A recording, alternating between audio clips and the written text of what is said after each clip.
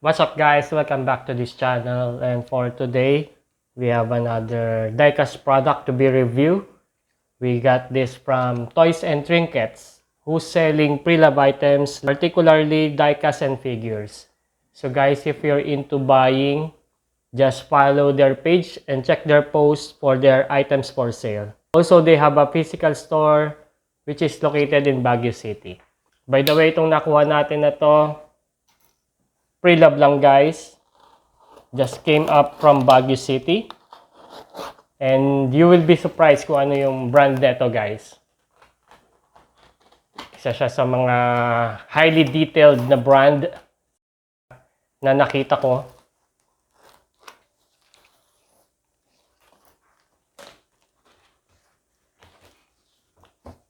Anyway, truck head lang to guys. Trailers are sold separately on this particular model. Yung brand neto, nag-release din siya ng mga complete set, truck head and trailer. Pero mga expensive sila. Dalawa tong nakuha natin, isang 1:50 scale, saka isang 1/64 scale.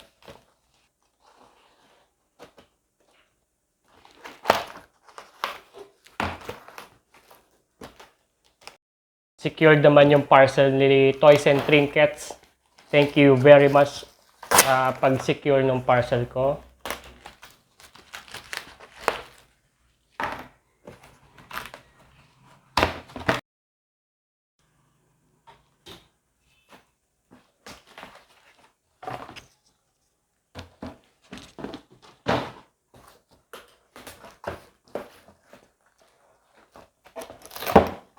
Okay, set aside muna natin to. Ito yung 164.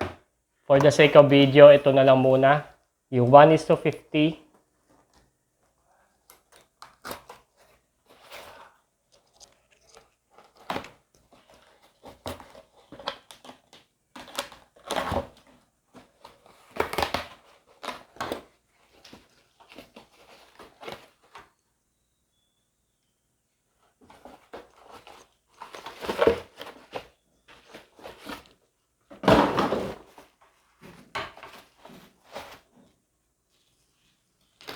Pre-love lang to guys ha.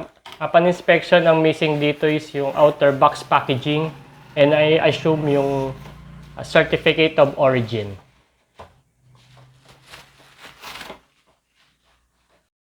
Ito siya.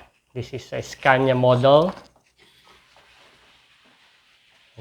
This is the Scania S730 V8 semi-truck head by Techno Collectibles at 1:50 scale. So surprisingly guys, very fortunate tayo to find one of this model na nasa surplus shop. Yan, as you know kasi yung mga Techno Collectibles, they are released sa western country. Mga highly detailed to, mga valuable. So ito yung markings niya guys. This is Techno Collectibles. Techno Collectibles is one of the most detailed na nakita ko along with WSI models. So, syempre, bubuksan natin to guys. So, again guys, for clarification, it came from a surplus shop. So, inspection natin nito is based sa picture lang. So, tignan natin kung may mga damages or whatsoever.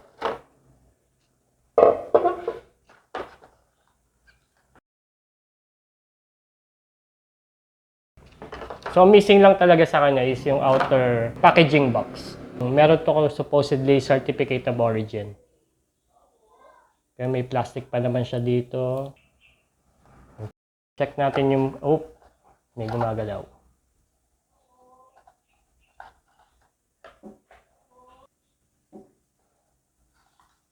Okay, yung model niya guys, Scania S730 V8.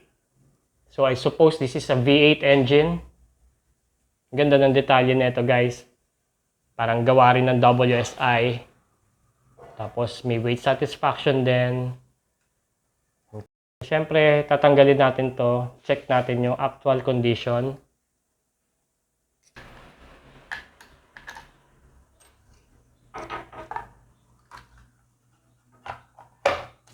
Ito yung sinasabi ko sa inyong factory tape o factory plastic support. Tanggalin na natin sa base. So ito yung base niya, which is plastic. Ang ganda pa rin. Ito na siya, guys. So yun yung details niya. Ang colorway na ito is parang light lavender or light purple. Ang ganda ng kulay. This is a standard version. Maraming product ang Tecno and WSI released in a company dress or exclusive patent design. Like Mammoth. Itong Scania mismo. Pero ito standard version to, guys. Lahat na nakikita nyong purple is die-cast metal. May malilit na detalye like ito mga antennas, plastic inserts yung dito, fog lamp, plastic windshield and side windows. Of course, yung side mirrors, luckily complete. May logo ng Scania. Tapos yung grill niya is plastic. Plastic inserts yung headlights, turn signal lights. Tapos may logo doon ng S730. Sabi nila pag V8, may nakalagay na design na V8. Wala pa ako nakikita. Dapat dito nakalagay yun yung V8. Painted yung doorknob. Yung step board. Yung sidings, may mga details ng side lights. Yan, may step board dito. Of course, yung ano niya, exhaust. Plastic yung mga rims in a chrome color. Maganda yung texture ng mga gulong niya. Maganda yung track pattern. At the back, may details doon ng mga hoses. Tapos may tanks. Siyempre yung fifth wheel niya, gumagalaw yung fifth wheel. May movement. The fenders are plastic. Plastic insert din yung stoplight. Tapos may Scania dito na logo. Yan, plastic. Yung sa WSI yung nakikita ko is rubber. May Scania embedded dito. Okay, on the other side, ganun din. Ito tingin ko chrome faded na yung part na to. Dito sa rim niya. Kasi yung kabila, okay na okay pa. Yan. So, yun yung isang issue niya. Tapos may na-feel akong gumalaw dito.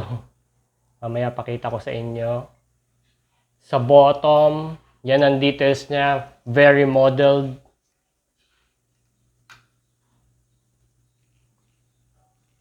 Ayan na, may gumalaw.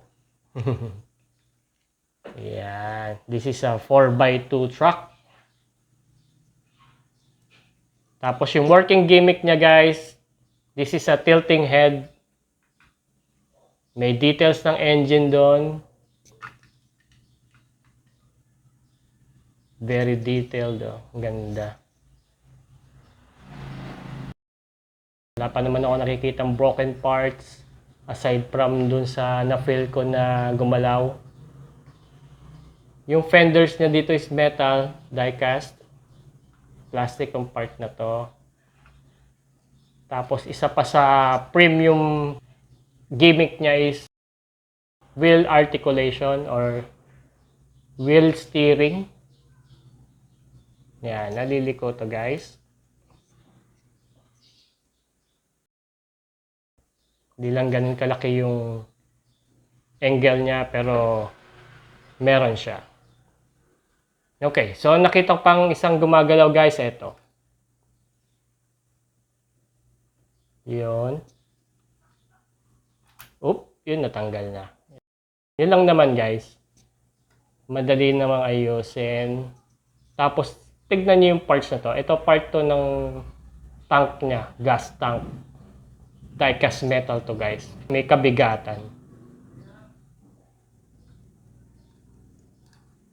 Balik natin dito. Ini-insert lang yun, no? May butas. Insert mo lang siya doon. Yeah, madali i-fix. Tapos may mga gas cap doon, kulay blue. Then nire-refill yung supposedly diesel. Okay, so for the weight, para may idea kayo gano'n yung siya kabigat.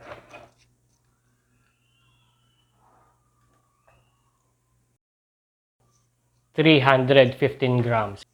This is just the truck head. So how much more kung meron siyang trailer. Very premium yung pagkaka-build.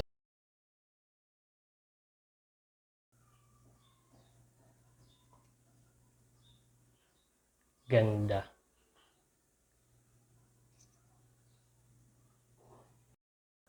Okay, for the size comparison, meron akong Scania din dito na gawa naman ng Carrarama.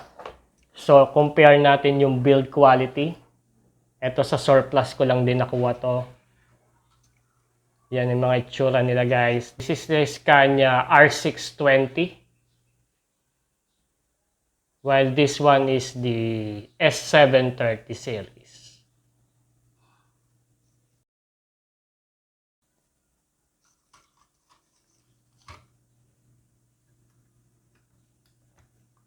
Okay, yan yung itsura nila guys.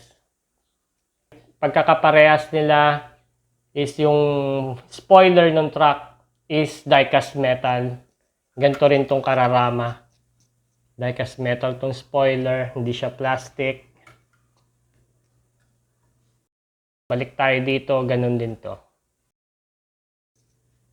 Ang wala lang sa kanila sa Tekno WSI sa ganitong category, hindi nabubuksan yung pintuan. Hindi siya kasama sa working gimmick.